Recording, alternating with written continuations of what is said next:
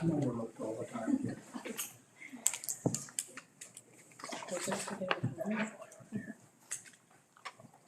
Good evening. It is 7 o'clock, so we'll go ahead and call the meeting to order. 1.2, approval of the agenda. Make a motion to approve the agenda as presented. Second. Been moved by Chris, seconded by Jeff, whatever his name is, to approve the agenda as presented. All in favor, say aye. Aye. Aye. Okay, 2.1, consent agenda. Consent agenda is pretty typical tonight. Got some minutes, some various things on the updated personnel list, some coaching positions, and a couple resignations, but really nothing out of the ordinary there either. And then we have site council minutes from 3 of our school buildings and graduation credits adjustment for one of our high school students.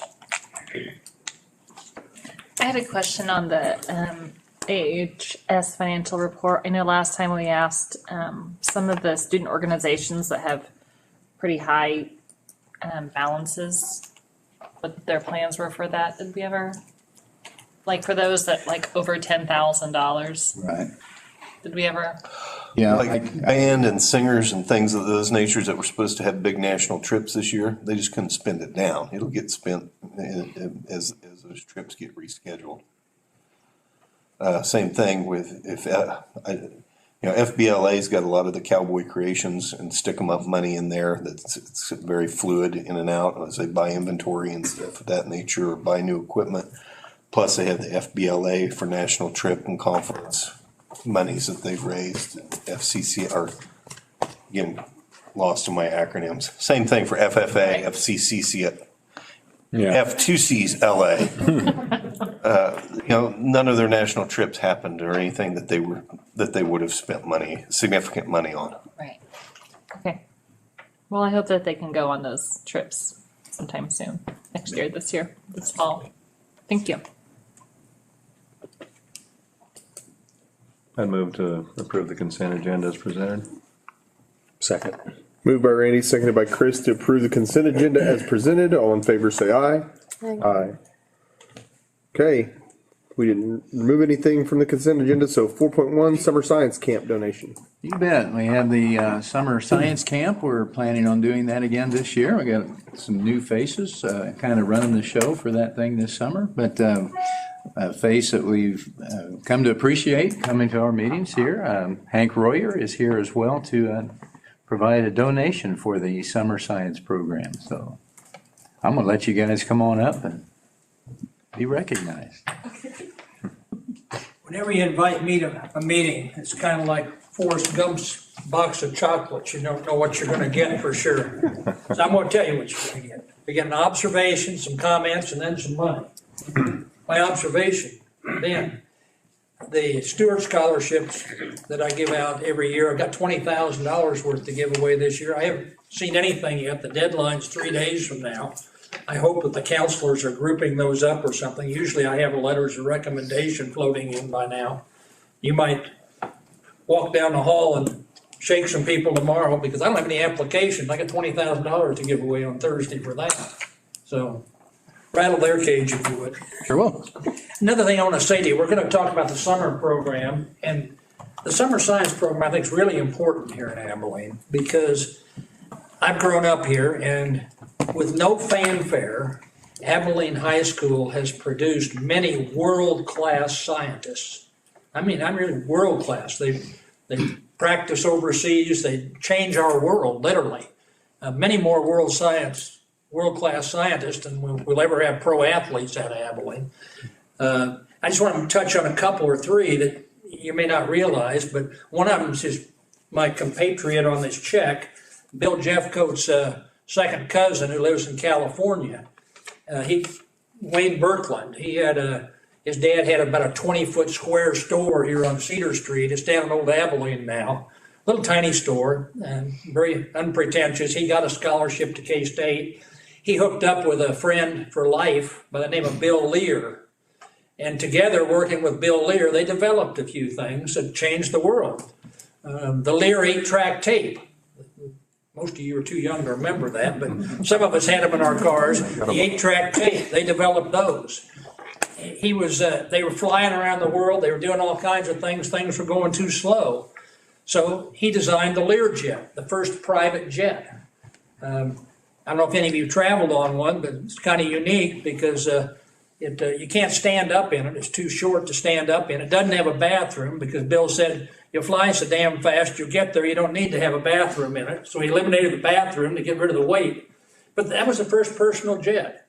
And that's a guy from Abilene was traveling around the world helping him develop all these things. Another fellow from Abilene, Vic Viola Jr., his dad ran the hardware store here. He went off to KU, went on and got his PhD at Berkeley, went on and did postdoctoral work in Geneva, Switzerland. He worked in nuclear physics. Most of his studies involved the formation and decay of hot nuclear matter, disposing of nuclear waste. He developed many techniques for that. He also was involved in the dynamics of nuclear fission and nuclear astrophysics. A little boy from Abilene, went off to school, did pretty good in science, Dr. Viola. Another fellow I knew, Dr. Charles Royer, my brother. He went off from Abilene High School and went to KU and got his doctorate and did a bunch of stuff, but he became chairman of the International Pressure Vessel Research Committee, traveled all over the world developing things. One of the little things he's developed early on was the metal in the Trans-Alaska Pipeline.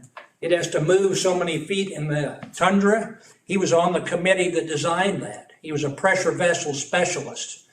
He later, working with Exxon and on the pressure vessels, he developed many things for offshore drilling. When those drilling rigs were falling over 20 years ago, it was they called out there actually to the rigs to teach them new welding techniques and new bracing techniques to keep those offshore drilling platforms upright.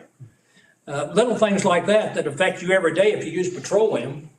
He did that. He died early, but I got a list of patents that he had that he did during his lifetime. So all I'm saying is Abilene has a history with no fanfare of producing many, many scientists. I'm just mentioning 3 of them. I know of many more.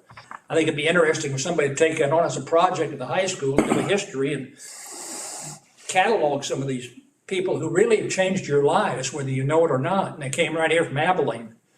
So I think summer camp is exciting. Summer science camp is exciting because you're prompting the young people to look into science.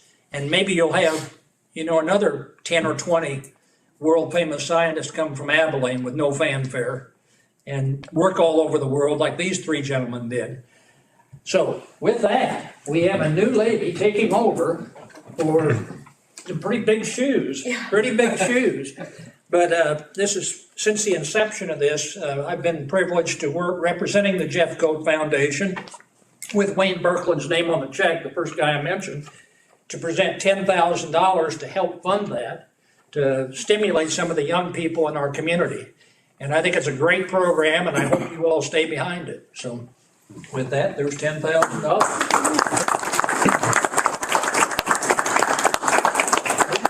And this lady, I want to tell you, we thought we were coming last month, and you had a baby, 3 days before, and was offering to come here to get this money. Baby was in the neonatal, and she was going to come here to make sure she got this money to make the program work. So I think you got a really dedicated young lady here, too. Chris told her she had to, Hank. Well, I don't think so, because she was communicating with me, and I don't think Ben or Greg even knew that.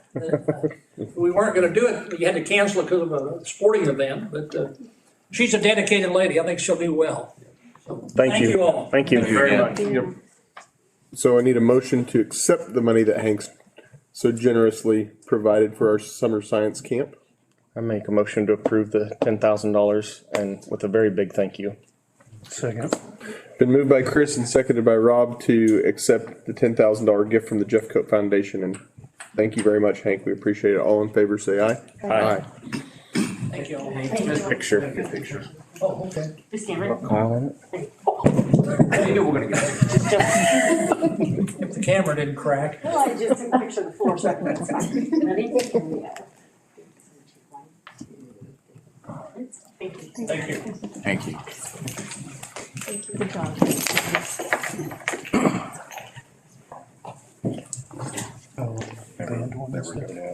Joanne, you want me to hold that? Can we have that for the retreat? Okay, so 5.1, Community Foundation of Dickinson County. Alrighty, we do have some gifts from the Community Foundation, Dickinson County. The parents as teachers receive a $1,000 grant from the Judy Burgess Endowment Fund. And then an after-school program that's received a $1,000 grant from the Community Foundation, Dickinson County, from Dawn and Pat Berkeley Family Fund. And the high schools received $900 pass-through grant from the Community Foundation, Dickinson County, for a yoga wellness program. Who's watching them?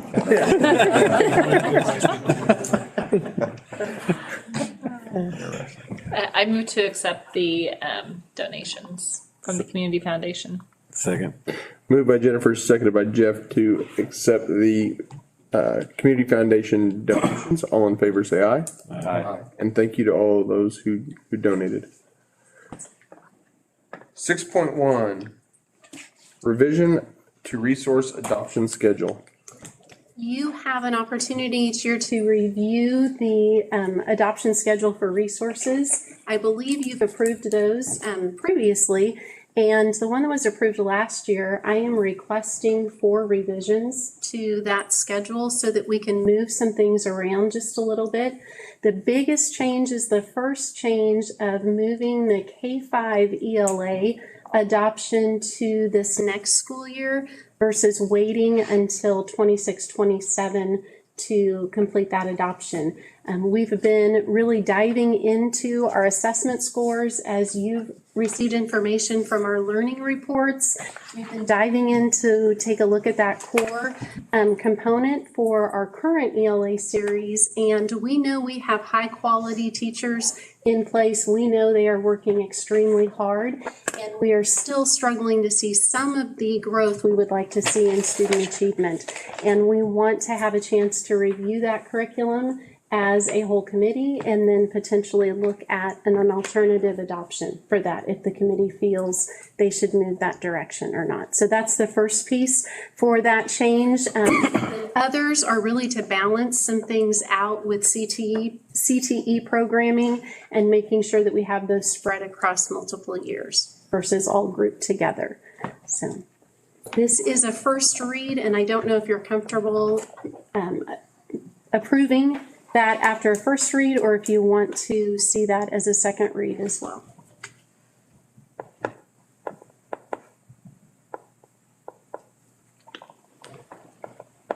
You anticipate changes if we wait a month till the next meeting, or? I do not anticipate any changes to these recommendations, no.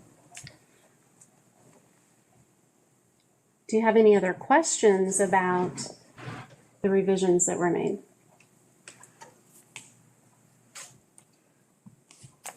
Basically, it moves us to 6.2 when we're talking about what that's gonna cost, right? Exactly, And yes. So really, it's one motion for 2 different items. Do we want to go talk about the cost of that prior to? I mean, is that what everybody's? This change on this adoption schedule doesn't change the recommendation for the math adoption that we'll be discussing next. But there are definitely costs tied to that.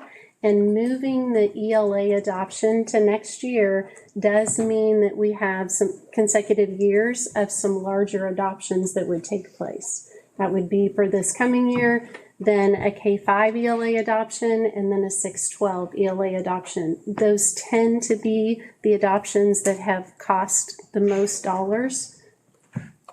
Only that. So it puts those back to back. Mm-hmm.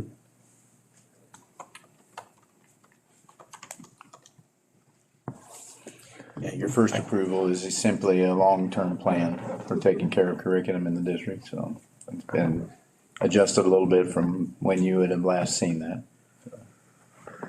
I feel comfortable enough with, I mean, I think it's good. We need it, and I think it'll be good. So I make a motion to approve it. Second. Moved by Chris, seconded by Veronica to adopt the revision to the resource adoption schedule. All in favor say aye. Aye. Aye. Okay, Right. 6.2. And in 6.2, we do have the resource, instructional resources ready for purchase for this coming year. The majority of the items on the list are curriculum areas that had already been approved previously, and it's just to support continuing those curriculum adoptions that were made previously. But we have added the math adoption. And before I start going into any details about that, I do have to make sure that I mention the hard work that went into reviewing the different series. Our math committee chairs, Denise Leiby and Deb Roth and Andy Cook, really worked through this at the very beginning with me, and continued then to work along with their building committees as we reviewed all of the different series. And we worked through that process. This was a tough year to add such a big task on when individuals were already working so hard with all of the COVID challenges and responding to things on a regular basis, but they stuck with this and did a super job working through the process. So I just want to thank them for all that work. And then, do you have any specific questions about the adoption? On the math, it says student and teacher digital and print. Like, are we actually getting books? Like, 'cause I know. Teacher manuals, yes, we will have print copies of that and digital copies of that as well. The student items are digital, but then for K through 8, there is a consumable that's more of like a workbook format that students are then able to show their work and work through the math process using that. That's something that's been used previously as well. Okay. That consumable format. And in high school, then we will have class sets of textbooks. So not every student would receive a textbook in a hard copy, but they would have them available at the school. And if an individual student needed that hard copy because they needed that accommodation, then they'd be provided with that. Okay, I just saw that the shipping was $4,600. So if we were just getting digital, I just thought that was No, understand. I was going to question that. So. The adoption does include, when we're talking about the teacher materials that are print, those are kind of book packs of items. There are multiple components of that for assessments, the manuals, and then intervention and differentiation packets as well for centers. So there is quite a bit that would be shipped. And I know I've heard previously, Mr. Cooper has been a master with negotiations. I was going to ask that. Yeah, shipping and handling was something he did not want to pay when they were making an adoption for that. And I settled on the shipping and handling when I was able to negotiate some more free items on the teacher resource side, and then also an overall 10% discount on the entire adoption. Free So coffee cup. that's I said you got you a free coffee cup. Way to negotiate.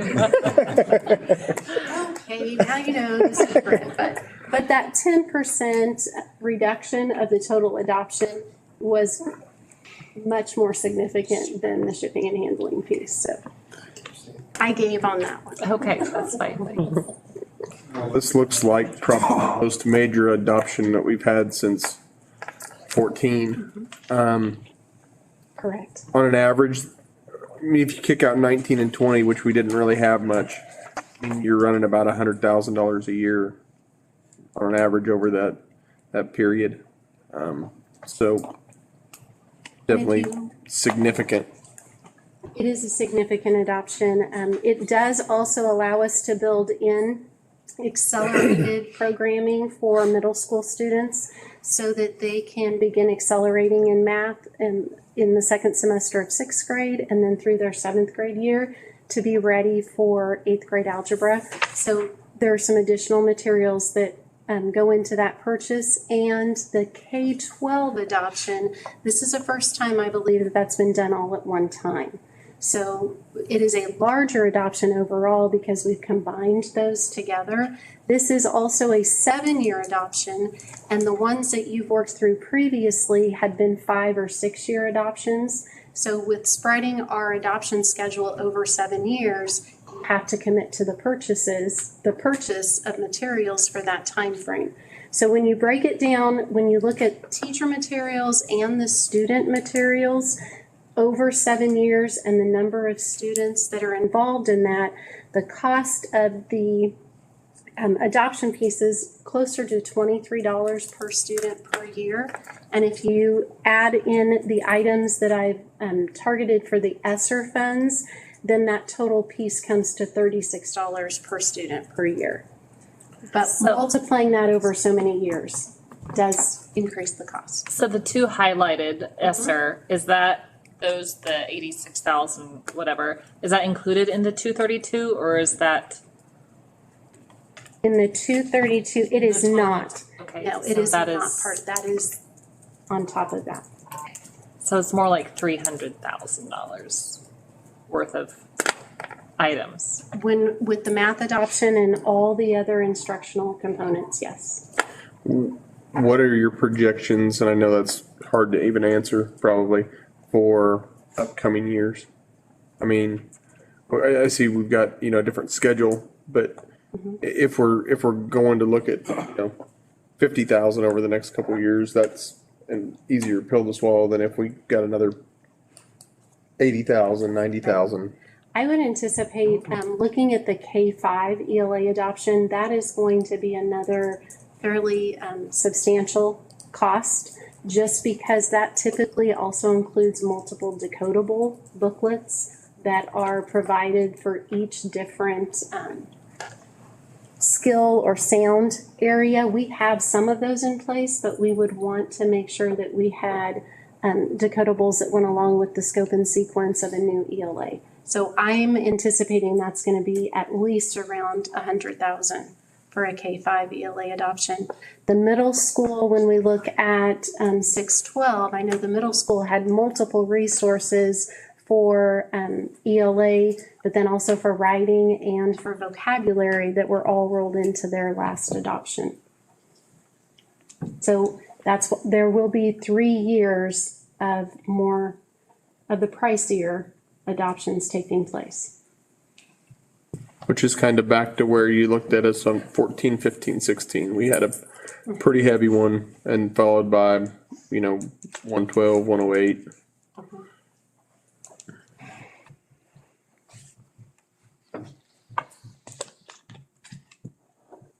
Is this something we want to look at for a month?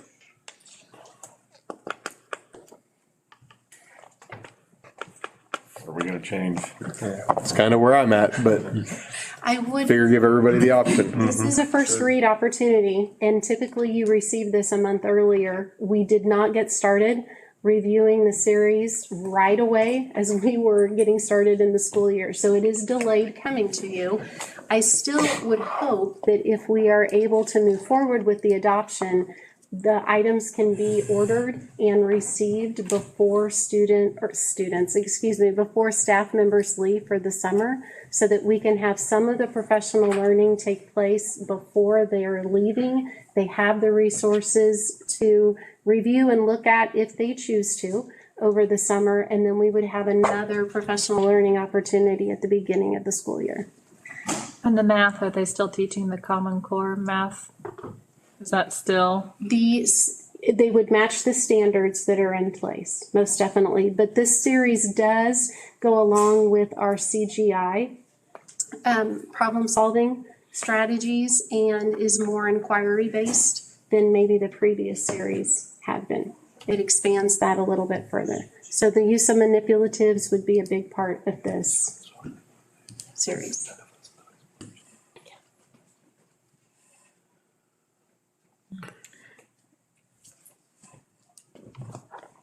I don't know why we hold it up. First, I mean, I don't know what we're going to change as a board. You guys have vetted this, and So make the motion, Randy, and let's get moving. the motion that we accept this proposal here and adopt this. A second. Moved by Randy and seconded by Jennifer to go ahead and purchase all the instruction resources for 2021-22. All in favor say aye. Aye.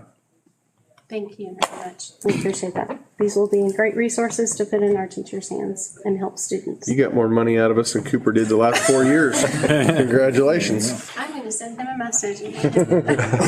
Unpaid shipping, boy. And she does sell herself a little bit short on some of that horse tradesmanship, because I did throw it out there when she first started looking at this money. And it was crowding $100,000 higher originally, so she did a pretty good job of bringing that down. Thank you. All right, 7.1, all the handbooks. Just all of the things. We have lots of information here in this section. This would be a first read, give you a chance to peruse through these documents. Almost all of them have a summary page that goes with them. It'd be good to kind of take a peek at that. If you have any questions between now and next month, certainly shoot an email to any of us that have been involved in writing these documents. And then another part of that is the COVID recovery plan.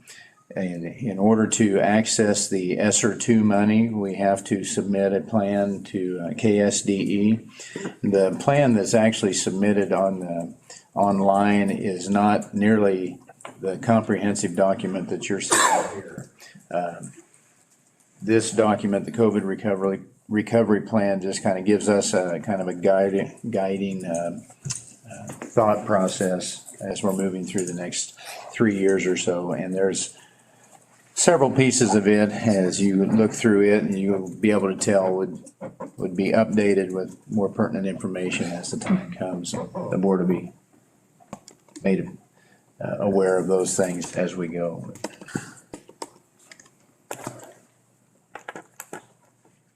Any questions on any of the handbooks?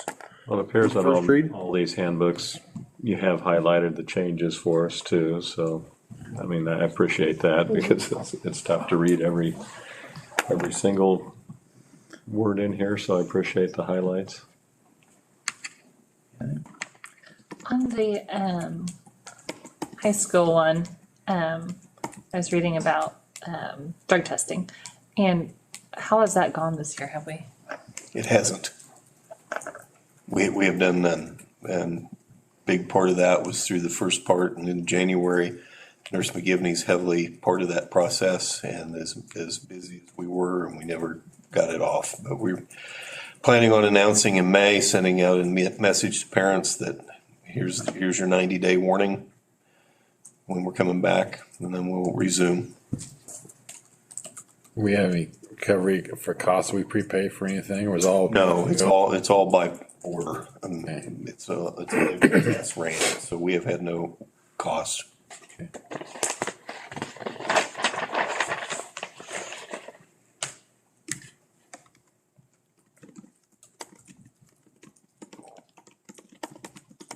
So we'll approve these next month then, is that right?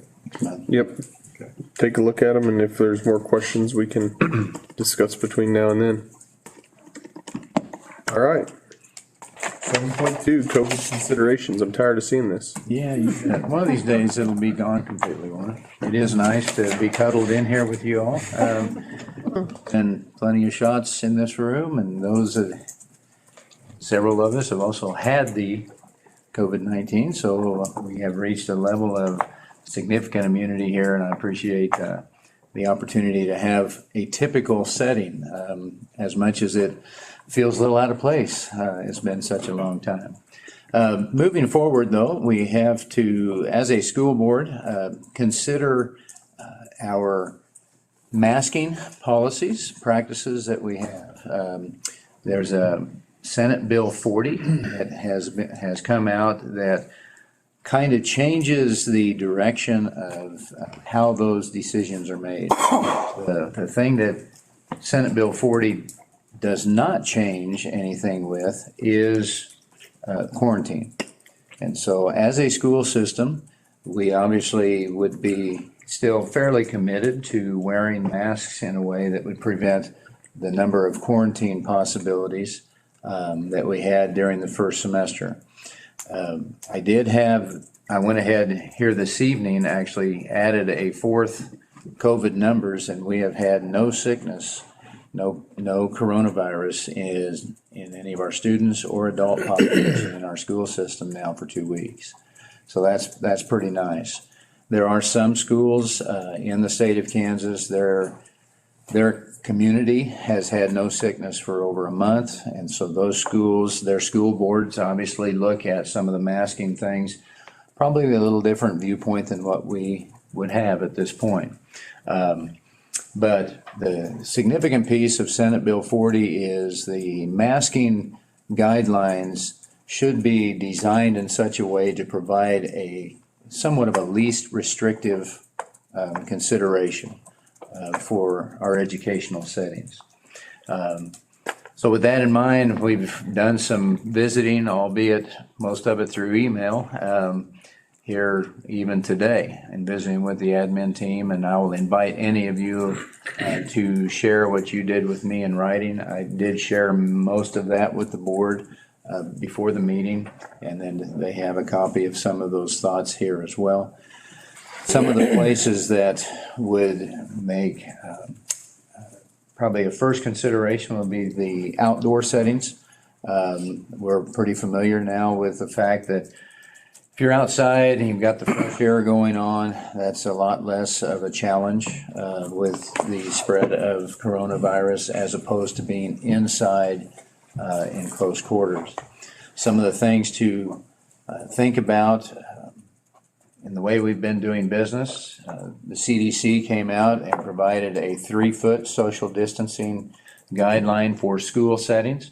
That only works if we're masked up in those settings. If you're within, obviously again, many, if not all of us, have been vaccinated in this room, so this is a little different setting than a typical classroom where young people have not been vaccinated by and large.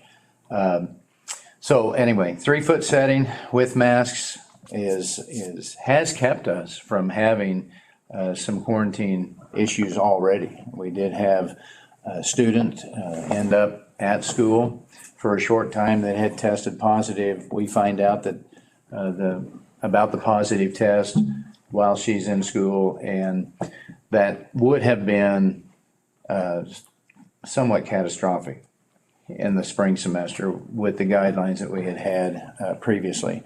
But having the masks on prevented anyone else from going home, which was really great inside. The question was asked of the county health officer today. I actually visited with him a little bit. Any idea when the state of Kansas might let go of some of the quarantine guidelines? And right at this point, his guess, anyone's guess is as good as anyone else's. It's hard telling. Is looking forward to being on the other side of COVID-19.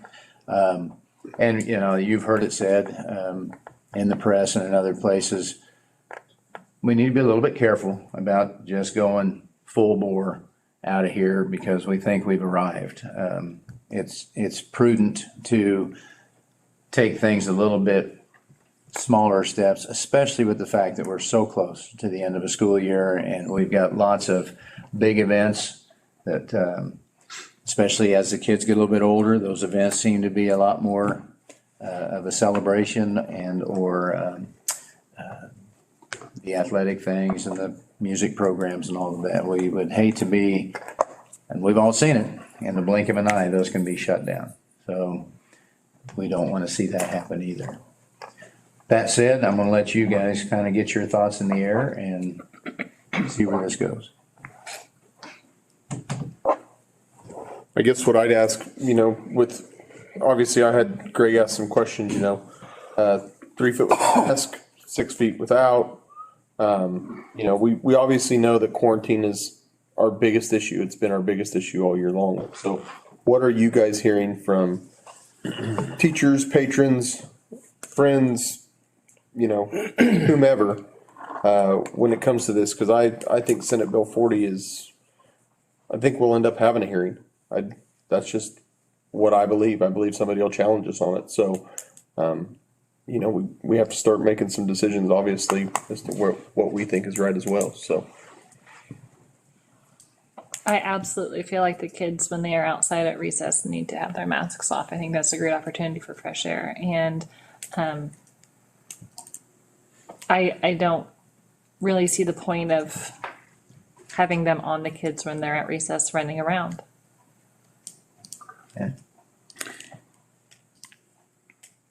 I think it's through this whole situation over the years, it's been pretty, I mean, you can do things outside pretty confidently. There's not been a super spreader event, an outdoor event to my knowledge, but yet we've seen them indoors. And the other thing we have working with us too is children have not been affected as heavily as adults. We've had in our community, we've had situations where adults has gone through in a room, in a church, in the hospital, and nursing homes very fluidly. And in my church, 2/3 of the adults got it one week and no kids got it. And the kids were in the same environment that the adults were. And so I think that I'd be for loosening things up in those situations where we can social distance. I do not want to go through the quarantine thing.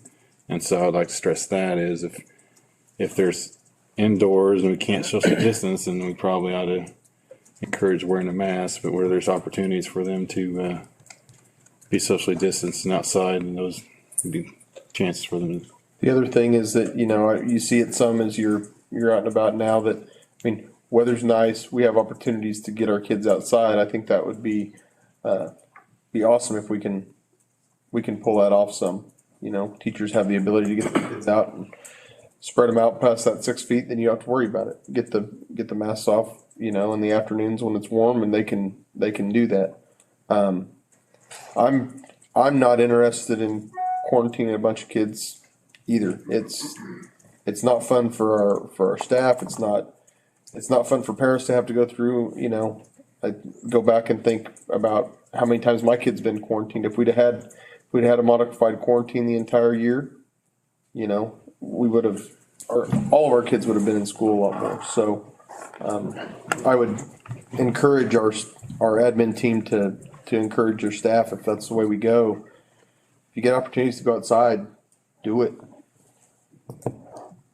I just feel like the information still, I mean, for the last year keeps changing week to week to week. You know, first it was we're going to get vaccines, and now it's you get a vaccine and you still have to mask and you still have to social distance. And I don't feel like our kids need to continue on. I agree with having them off when they're outside. I mean, it's going to start getting hot. It's going to let them go out the door, take them off. That was one of the biggest things when COVID hit, that even health professionals, you know, my sister works in Kansas City in the hospital, and one of the biggest things is they would tell you that to go outside as much as you could and get fresh air in your lungs and breathe. And I just think, you know, like Jeff said, there's not very many kids that are getting it. Let them take them off outside. And to keep from being quarantined, yes, have them on inside. I know there's a lot of people that I've got emails from both sides. I think one thing that we need to stress is that it's the state's quarantine policy, correct? That's correct. So we really have no say over the quarantine. And a lot of people are, why do you quarantine? Why do you quarantine? Why can't you guys drop it? I mean, it's not our decision. I mean, it's up to the state. So, Well, and if we, you know, I'm even okay dropping them in, you know, if we have smaller classes or we have opportunity to be 6 foot apart. I mean, we got to trust our teachers to do that. If they're not comfortable with it in their class, fine. But, you know, if we have kids small class size and they're all over, you know, I'm okay with that as well.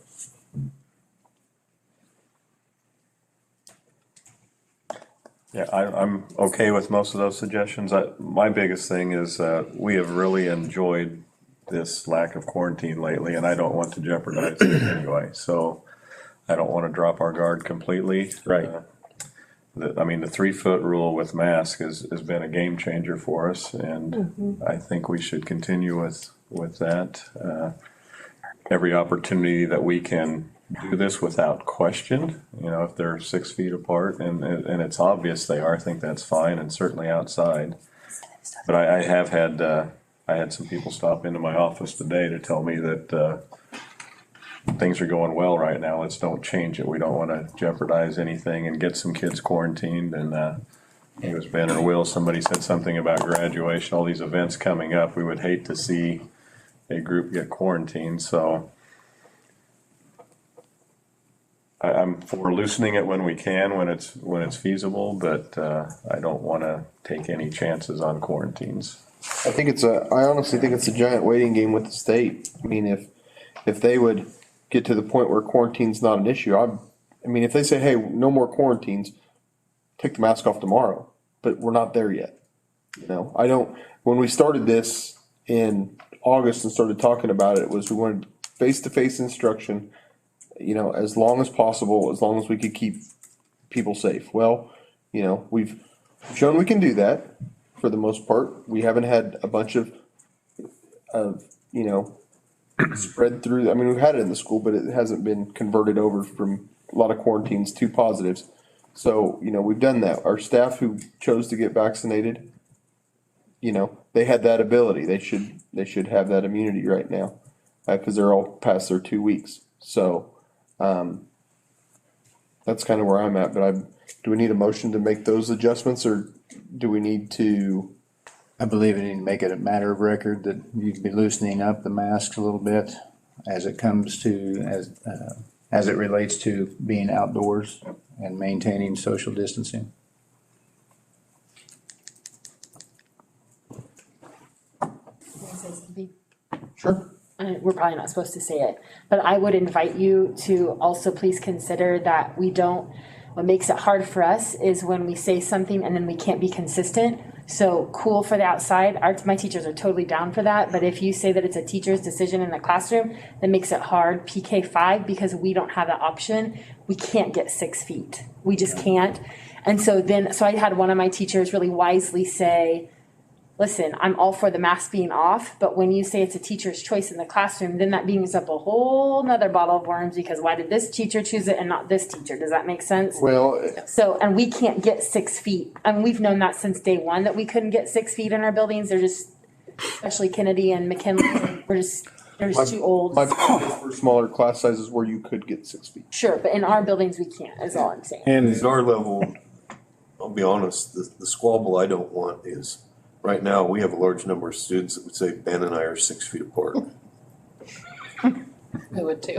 What'd you say? They would say that currently they're 6 feet apart, so they could not wear masks. I mean, it's just not a squabble. That takes time, that's not, and they'll argue into the realm of disrespect. So at this point, I think probably more of the outside Once they're outside, take them off inside. dynamics. Admin team, you see that as fairly supportable. what about, Whoever said about, Kyle, whatever you said about quarantine, Chris, that's what's holding everybody back. Is I think Randy, you said it too, none of us wants to live through quarantine again. Right. You're right. Since we've been able to drop this 3 feet and do that, we have had almost no quarantines, and that has been whoever said that was a huge game changer for us. So that made us be like, okay, we can do this. So that's been really helpful. We need to make this for outdoors activities, sports, recess, everything. Okay. And I would also invite when you have an opportunity to take a break during the day with your class and get them outside, do it. I mean, it's giving a lot of people who I will say that none of our admin team hear from a little bit of something. So, well, and I've spent a lot of time answering emails and phone calls and text messages that are ready for us to just rip them off. And I've said, I don't think we're there yet, and I don't think we're there yet because of quarantine, but they also don't want their kid in a mask for 8 hours a day. So find opportunities, ask our teachers to find opportunities to do that. If it's a nice day, sneak them out for a half hour. That's not too much to ask, so. One of the DLT members suggested that they're okay with teachers are in the classroom by themselves, or the teachers are been vaccinated, or can we trust teachers to make that decision whether to wear a mask or not wear a mask? Or is that, I mean, does that set a good or bad example, or? I think that almost invites opportunity for confrontation. I think Mindy said it perfectly. I think if we just have the same across the board, and I understand everybody's situation is different, but I think it invites an opportunity for confrontation from students or parents or other teachers to be saying, why are you doing that? Why are you doing that? It's I just. think we kind of already have some of that with the whole vaccination thing amongst the adults already. Yeah, I mean, a lot that goes on is like with cell phone policies in the school. I mean, each teacher is a little bit different. I mean, I think last year was that we had the pocket thing, and then COVID obviously took that away. Sure. And so, you know, there's always going to be something that we can squabble about. Ethan? The one part that you mentioned was when you're in a room by yourself. Right. I don't know about the rest of the buildings, but I feel like we've all kind of already been doing that. Where if a teacher is in his or her room on plan and there's no students in there, then that's an opportunity for them to unmask. And that's what I was gonna say, is if my staff do that very thing right now, is if they're on plan, they're in a room, their door's shut, if I walk in or somebody walks in, they put their mask right back up. So they're very trustworthy. It's going to be easier to manage a classroom if the expectation on the kids is that they all stay masked, is that if a teacher in there, regardless whether they've been vaccinated or not, also wears a mask. It's. I mean, one of the complaints I've heard from teachers is their voices are strained because they're trying to yell louder through the mask during instructional time. And I mean, I was telling Chris, one of his employees was checking me out, and I couldn't hear a thing she was saying because she was speaking through the mask, and I was like, "I'm gonna have to speak up," you know. And so, I mean, I don't know if there's opportunities for better instructional.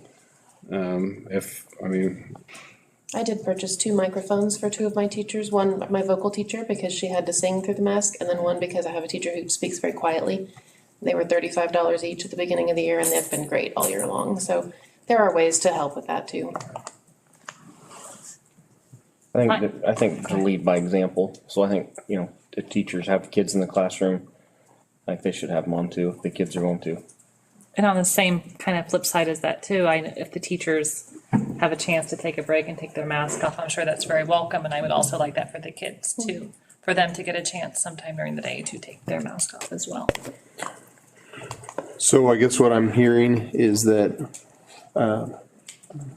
we would say if kids are outside with the ability to social distance, we can drop the masks, but while we are in a classroom, at this point, still we're requiring them to wear masks. Due to quarantine policy. Due to our, you know, I'm sitting here and I'm getting emails and text messages, and that's totally fine. I understand that, you know, whether it's a state or county level, wherever it is, until we're told that the quarantine is over, I don't want to jeopardize having our kids not in school. Yep. Somebody want to make that motion? I make a motion to take the masks off as long as we are outdoors and able to social distance for any type of school activity. Second. Moved by Chris, seconded by Veronica, to take off masks while have the ability to be outside and socially distant. All in favor, say aye. Aye. Opposed, same sign. Okay. Another part of SB 40 is that if we do have a hearing, the board has to have a person or persons established as hearing officers. Did some communicating with 4 of the school districts here in Dickinson County earlier today. We feel like it would be in all of our best interests and in each individual district's best interest to have that hearing officer come from outside of the specific school district. So that said, Justin Cope, Solomon Superintendent, and Mrs. Donalyn Beeler, the Harrington Superintendent, have agreed to be our hearing officers, should we need one, for this specific purpose. So we just need a motion to make them our hearing officers? You bet. There's a resolution, a formal resolution there, and So we just adopt the formal resolution?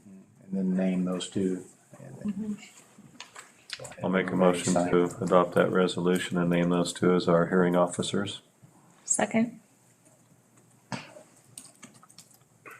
Been moved by Randy and seconded by Jennifer to adopt the resolution and name Justin and Donalyn as our hearing officers. All in favor, say aye. Aye. Okay. Is that a resolution that's signed by everyone? He's got it. Yeah, we passed it. Okay, so you've seen it. Very We've good. seen it. All right, 7.3, KASB membership renewal, legal assistance fees. You bet. Pretty self-explanatory there in the agenda item. KSB membership renewal is $11,104.31. That is a little bit of an increase, $8.42. Legal assistance fund renewal is $2,300. That is an increase of $200. Legal assistance fund renewal has not changed since 2018. And then there's also an optional season pass for $1,500. Our district has not taken advantage of that in the past. If you feel like you may be kind of jazzed about going to some of the KASB workshops, that's great. Or we can simply, I don't want to discourage you from going to those things. We can just kind of keep track of that. And if we have more attendance in those activities next year, then the optional season pass is probably a pretty good deal. At this point, we have not attended enough of those workshops to probably make that worth it. We should have Dana talk to them about that $8.42. I know. She worked it down from 1136. Perfect. It's an interesting amount. Yes, that made me smile a little bit. This would be an action item as well. I'll make a motion to renew our membership with them. Second. Moved by Randy, seconded by Chris to renew our KASB membership and pass on the season pass for the extra $1,500. All in favor, say aye. Aye. Okay, 8.1. All right. We have our administrative reports from each one of the administrators that are in this room, as well as from OPA and from parents as teachers. Any questions on that you'd like to ask? And I have a question for Dr. Smith on the graduation update.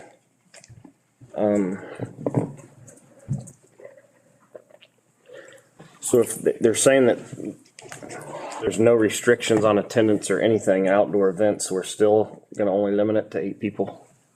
8 is what we did when we had it inside. And so that's a number that we're used to. Because of capacity for the gym? When we use the gym, we utilize the gym floor. We get 200 or 300 folks there, plus the lower levels. The balcony we've had as open, unreserved seating, come as you will. So if a family of 8 wants 16 there, they just had to go get 8 extra seats up top. But we could guarantee that everybody had 8. So capacity, kind of.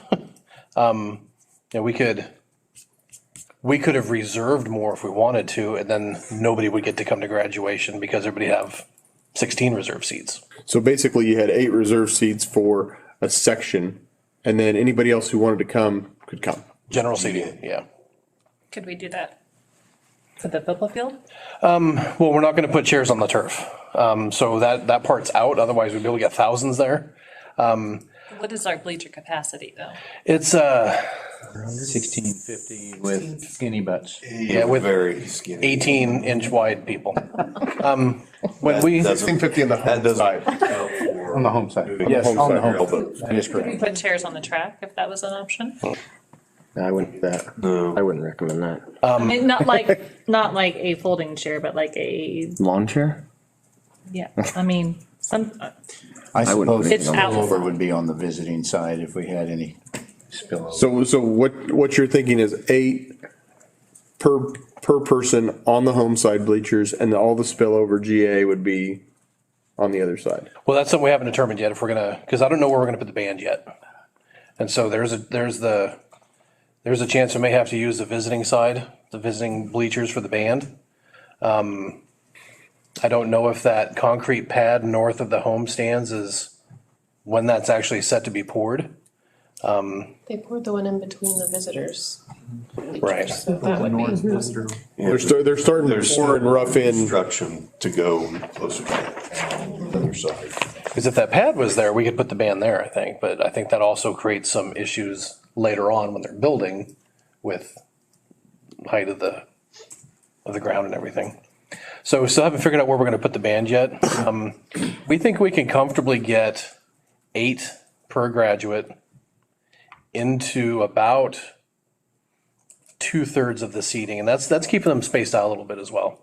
But if we have to put the band over in the far north end, it would look like a football game, I guess. But we know that what we've done in the past for 8 guests per graduate, we can get them in the home side grandstand, no problem. And then what's the rubber mats? What are they? I mean, obviously they just roll out and. Yeah, they're big, heavy rolls that we're gonna need forklifts to move, and they're that big.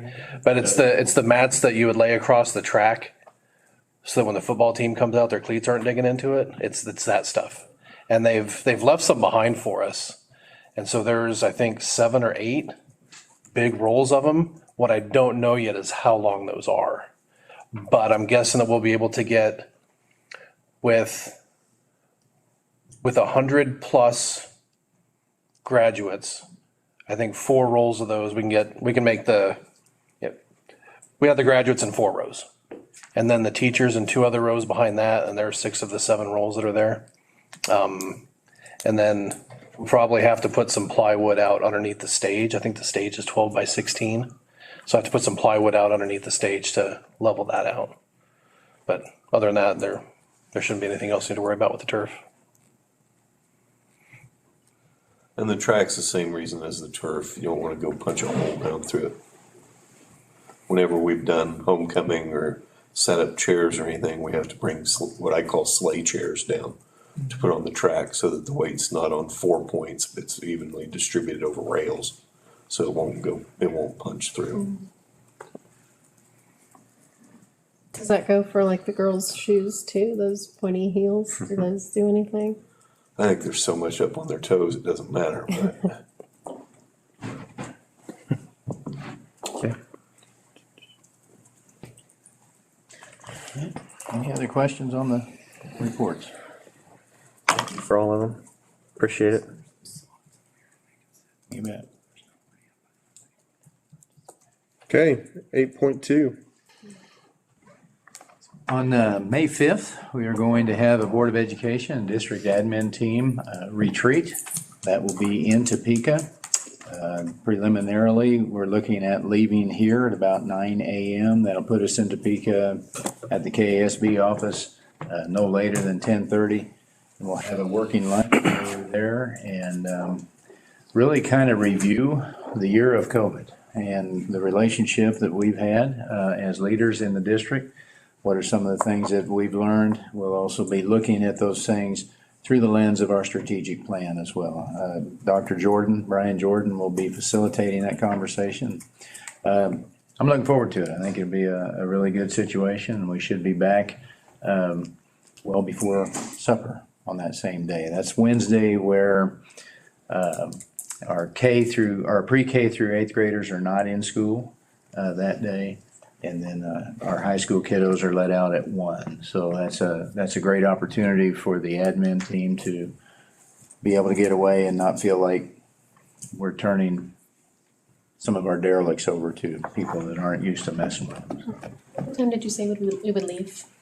Approximately 9 o'clock at this point. That's tentatively planned.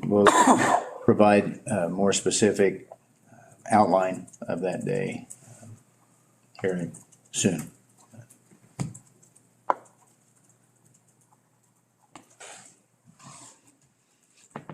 Okay. 8.3 other, do we have any? I believe we have any other, no. So 9.1 personnel executive session, if somebody wants to make that motion. Chris? Mr. President, I move that we go into executive session to discuss an individual employee's performance pursuant to the non-elected personnel exception under KOMA, and the open meeting will resume in the boardroom at 9 o'clock, We want a quick break? So make it 9:05? 9:05. Who we inviting in? I think we can go ahead and invite in the individual administrators, building level administrators, kind of one building at a time. Like we can start at the top and work our way down. How about the high school and work our way down? Is that okay with you, Twyla? I'd like to make a motion that next time we start in the middle. Start in the middle. Well, we have not could draw made a straws. decision yet, so. Okay, so It's open for debate. we got a motion and a second from Jeff to go in for personnel for 60 minutes after a 5-minute break, ending up back in here at 9:05, inviting in each admin as they're needed in, and Mr. Brown and Mrs. Sprinkle as well. All in favor, say aye. Aye.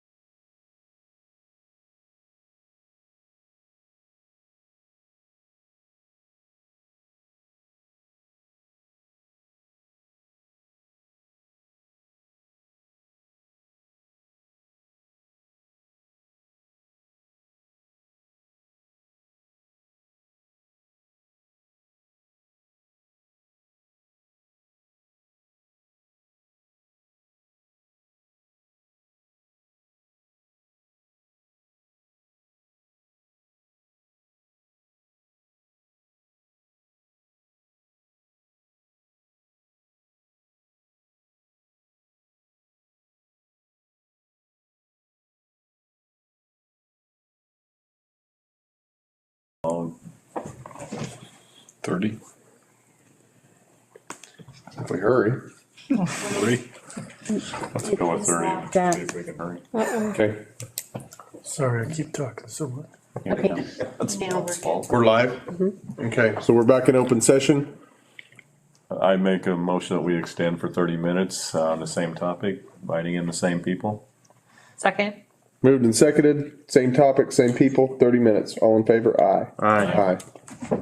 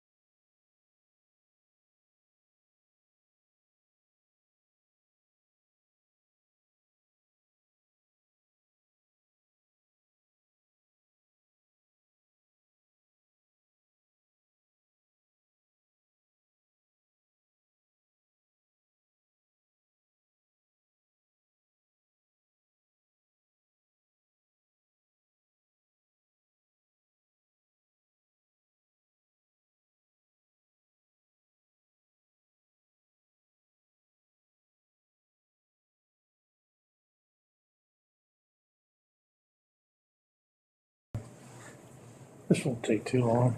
Yeah, it went so smoothly I'm last sure month. he's used to that being. What? I wanted to know that open session lasted 1 hour. We're back in open session. We're back in open session? Okay, we are back in open session. 9.2, negotiations. Mr. President, I move that we go into executive session with Mr. Brown and Mrs. Sprinkle to discuss options for negotiations pursuant to the exception for employer-employee negotiations under KOMA, and the open meeting will resume in the boardroom at 9:50. Second. Moved, seconded. What Is it time? 9:50. 9:50. Moved, seconded, negotiations, Mr. Brown, Mrs. Sprinkle, all in favor, say aye. Aye.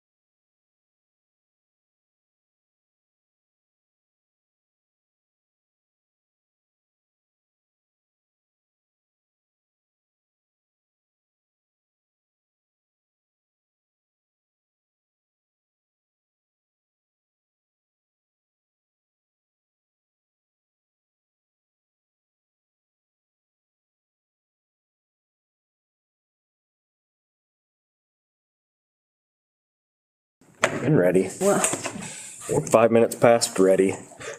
Are we back in open session? We are. We are back in open session. Mr. President, I make a motion to adjourn the meeting. Second. Moved by Chris, seconded by Rob, because I'm not sure you did anything yet tonight, so we. Okay, good. I got everybody down once. All in favor to adjourn, say aye. I. Aye.